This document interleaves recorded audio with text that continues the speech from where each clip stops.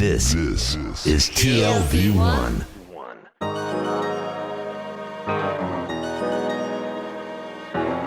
The Tel Aviv Review.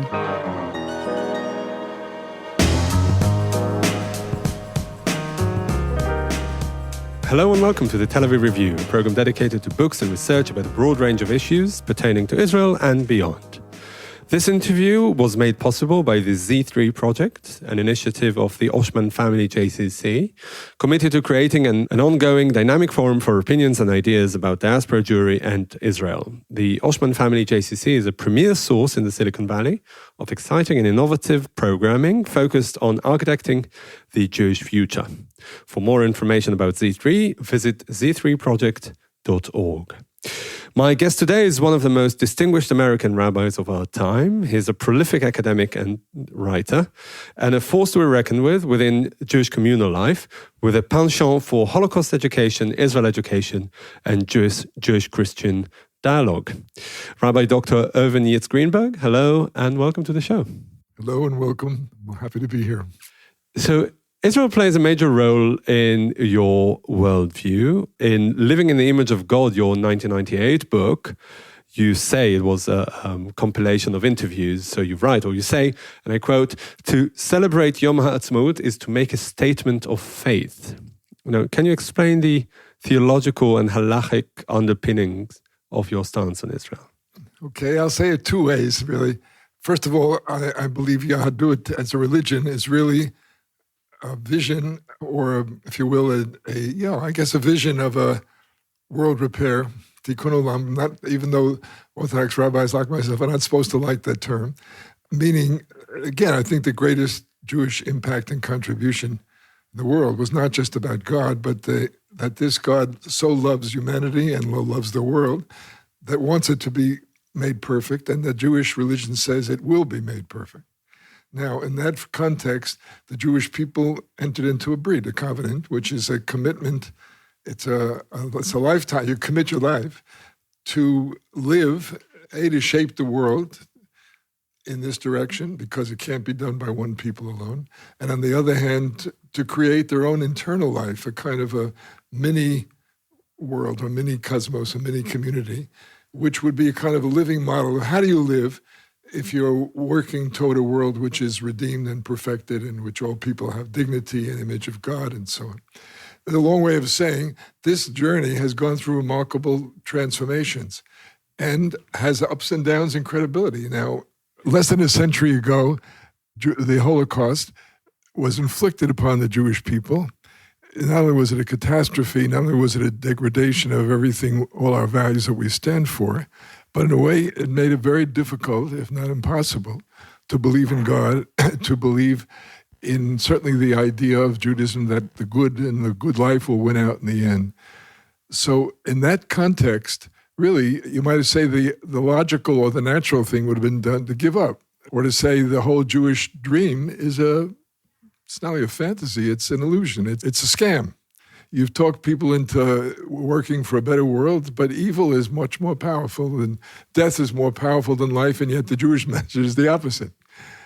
Long and the short of it is, to me, the reaction to the Shoah taking the form of Israel being declared a state, in effect, I'm saying, under the impact of the greatest death and destruction of their history, the Jewish people responded by the greatest outburst of life, of dignity, of human value in the world. And that, if you will, is probably the single most positive reason why one could go on believing in God. In other words, in a very real sense, when you're living in a world in which Jewish children were burnt alive because they didn't want to bother gassing them first. How can you believe in God? How can you believe in any of the Jewish promises and dreams of human dignity? So the answer is you couldn't, unless you had this reality.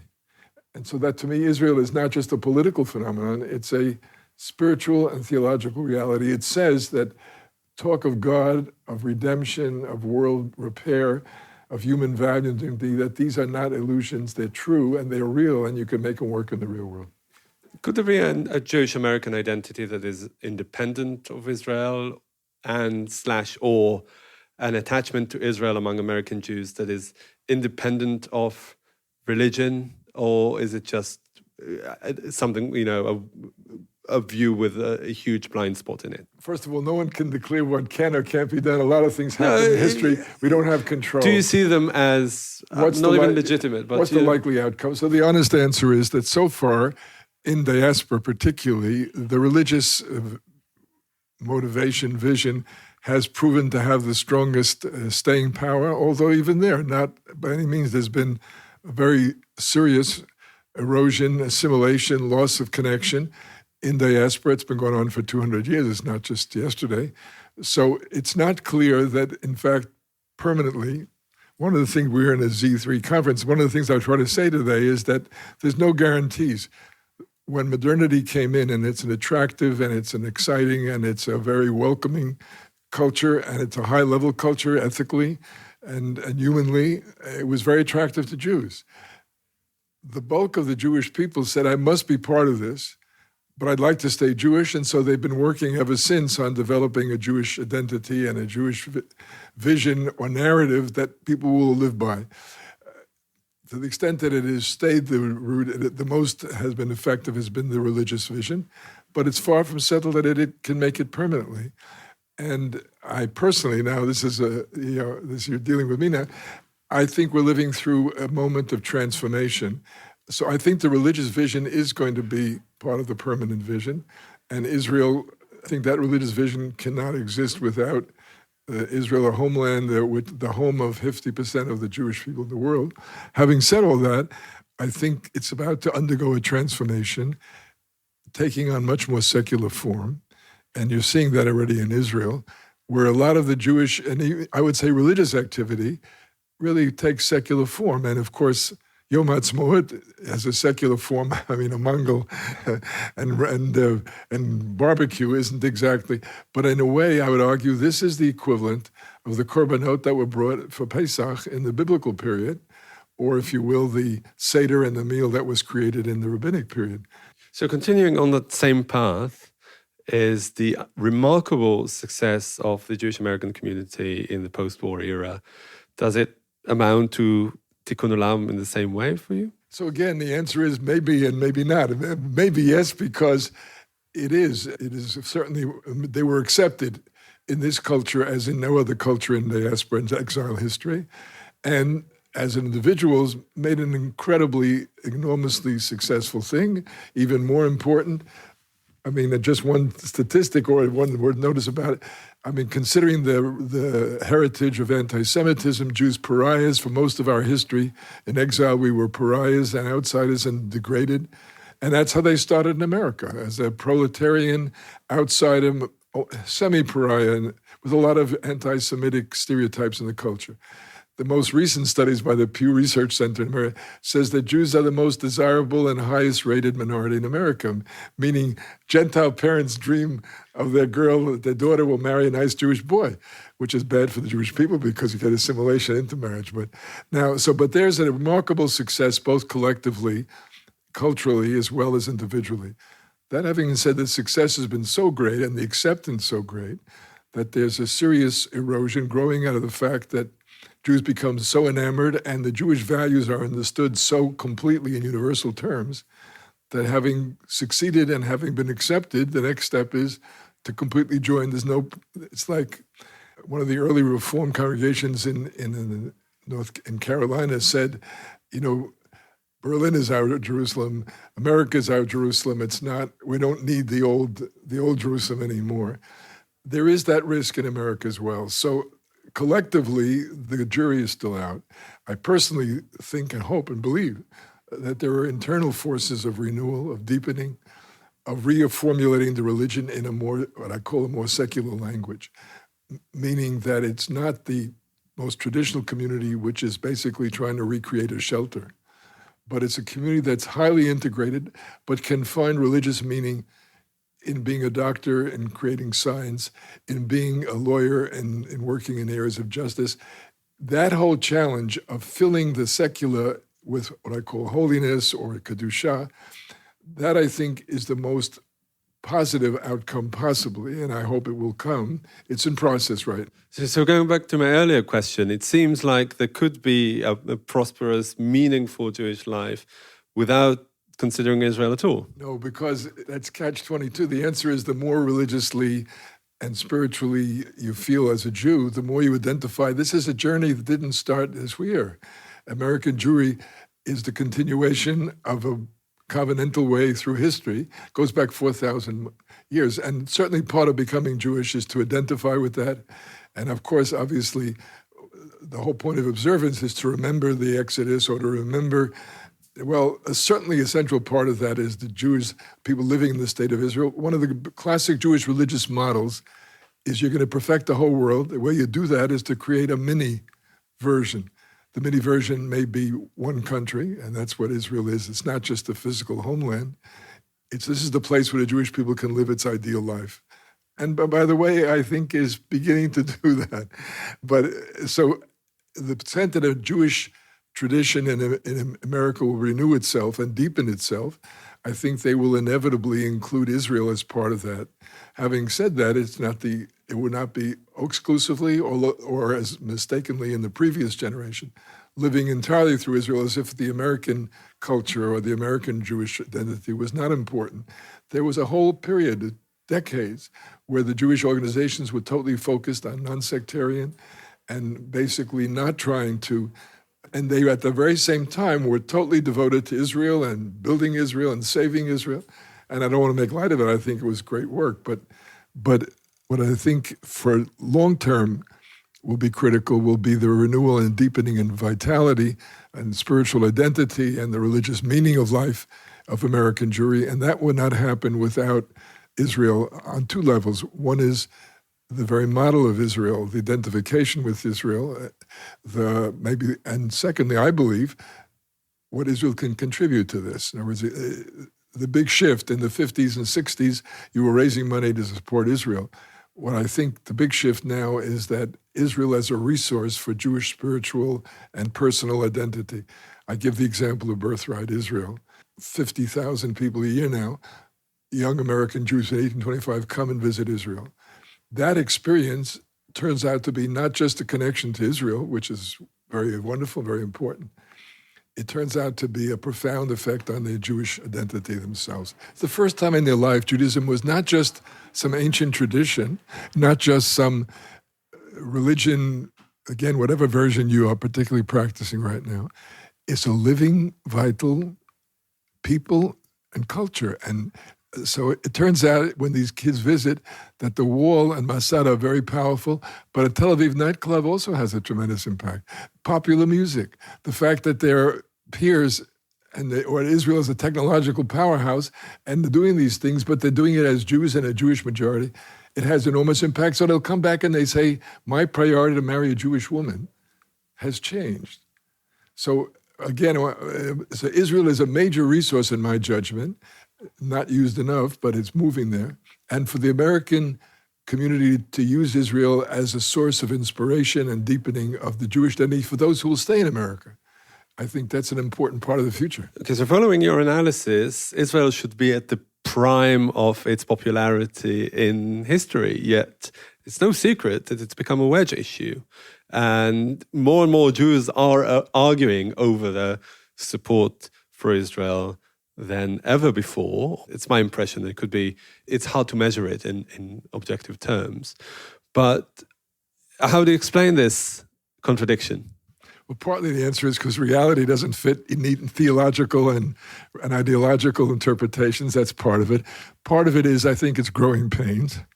Now, those growing pains include, on the one hand, assimilation and intermarriage.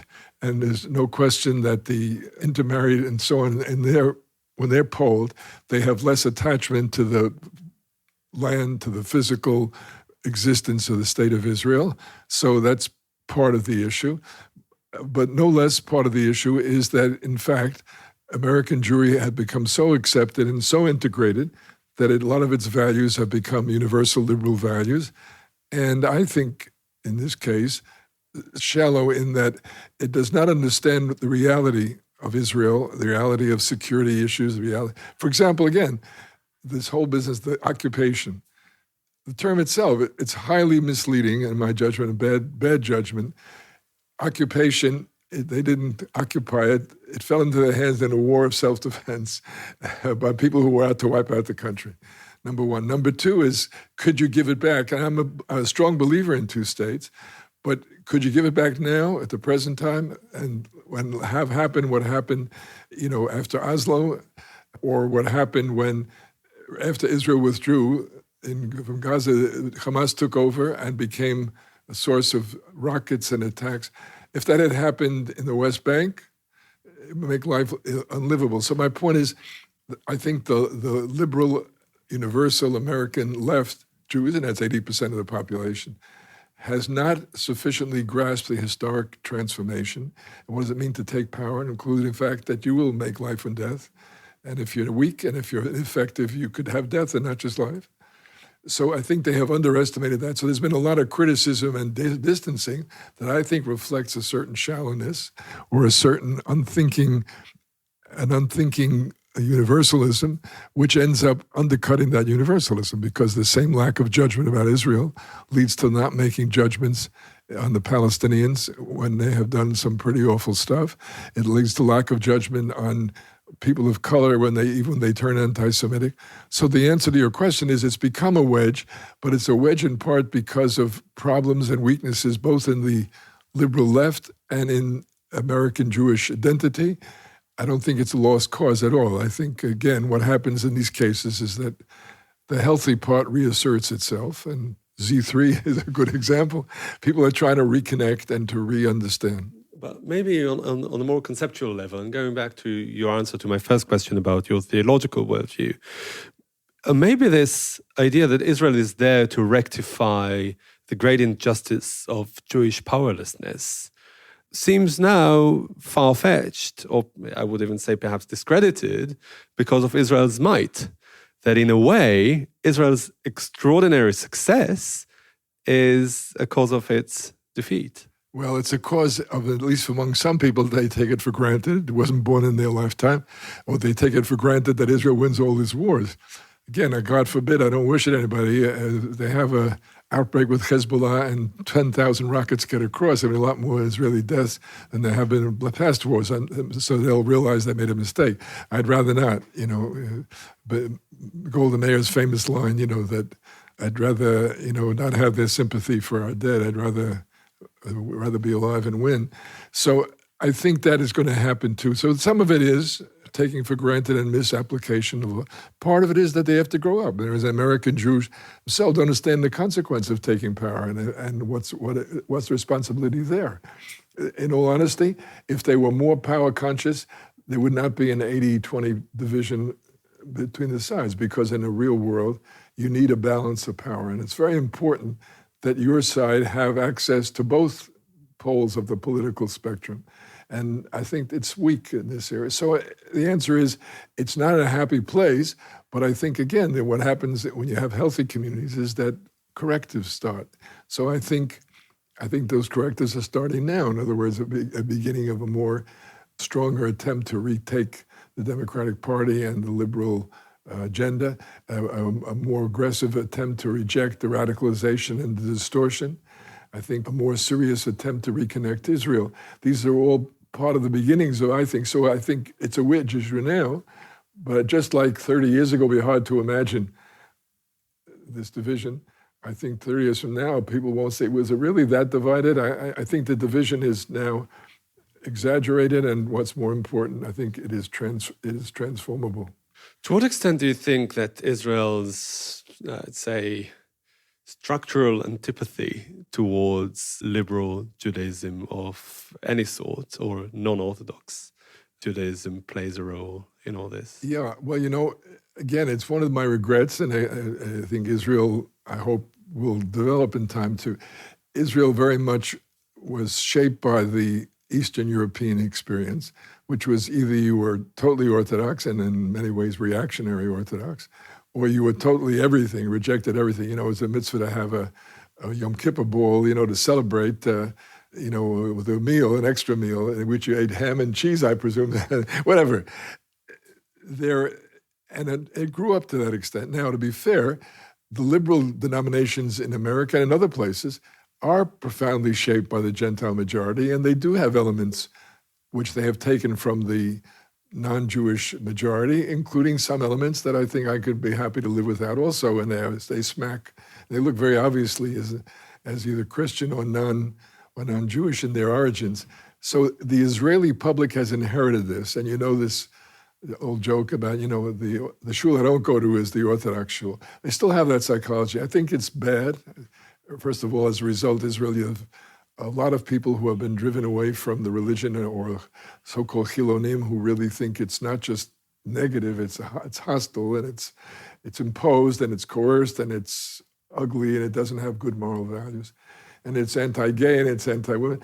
So the answer is, it's part of the history, and I believe that Israelis start with a chip on their shoulder and a sort of a more negative attitude toward the liberal movements. This turns out to be hijacked by the Haredi parties in the coalition to make Israel a monopoly of the ultra-Orthodox, and this reject and to speak with contempt of the diaspora. Very damaging, in my judgment, very irresponsible. It's really not only chil Hashem, it's not only a violation of respect for God and for the Torah, it's also a threat to Israel's security. Because its model of democracy and of respect and so on is a very crucial part of its security and dignity and support. But in practical terms, how hard is it for a non-Orthodox American Jew to support Israel when Israel behaves in this way? So it adds to the difficulty. First of all, it's not an insuperable thing. And I think, and they correctly complain. But again, it's like family too. In any situation in family and friends, you have friends or family who have a negative quality or a nasty position on some issue. You may be unhappy with it. You may even be angry about it, but it doesn't end the relationship or the friendship or the family. So my answer in part is that in itself is not enough. It's the whole combination that makes it so dangerous. And so again, my answer is I still think that Israel is moving much too slowly, in my judgment, toward pluralism. One of the most important things I didn't get to speak at the conference that I wanted to say was I think we desperately need a religious renewal revival movement. I said earlier, I think we're moving toward a new iteration of the tradition. This is a major area where it's needed, meaning the first step is toward a pluralism, toward a greater respect for the diversity, for recognition that a lot of the religious activities in the secular area and that a narrow ritualism is not the sum total of the Jewish tradition. So that development, I think, will improve the attitudes in Israel toward liberal or non-Orthodox Jews in diaspora. In fact, it probably starts in Israel, and people make light of it. Probably now conservative reform in Israel, like 2-3% of the population. First of all, that's enormous growth.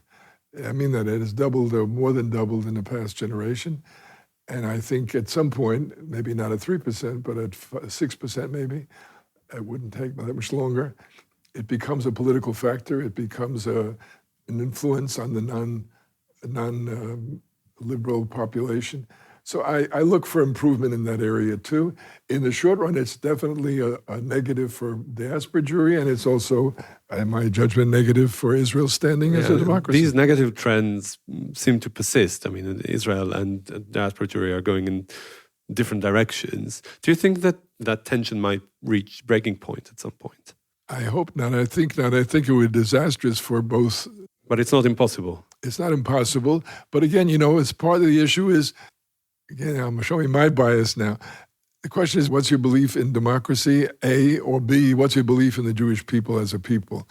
When they're not coerced, when they're not pressured, my answer is, I think in the end that there is a decency and an embrace and an inclusiveness and a sense of peoplehood in this people that will reassert itself and would not let Israel pushing the diaspora out or vice versa.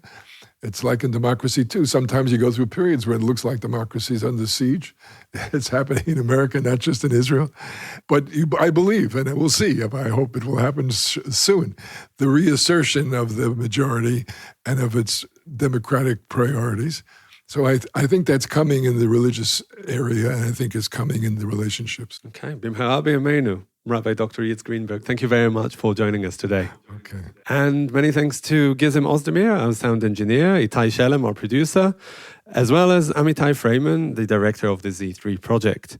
Now we've got a request. Many or most of you listen to us on the Apple Podcasts app, and we would like to ask you to please consider writing us a review. Just launch the app, select our podcast in the library section, scroll down to ratings and review, and press write a review, and then of course write one. You too can support us by going to our website, that's tlv1.fm/Tel Aviv Review, and subscribing onto our Patreon campaign. Every little helps. Check out our archive. It has more than 500 interviews. If you like what we do here, you can also like us on Facebook. Our page is called the Tel Aviv Review Podcast, Ideas from Israel, and follow me and my co-host Dalia Shandlin on Twitter. Join us again next week for another edition of the Tel Aviv Review, and until then, goodbye.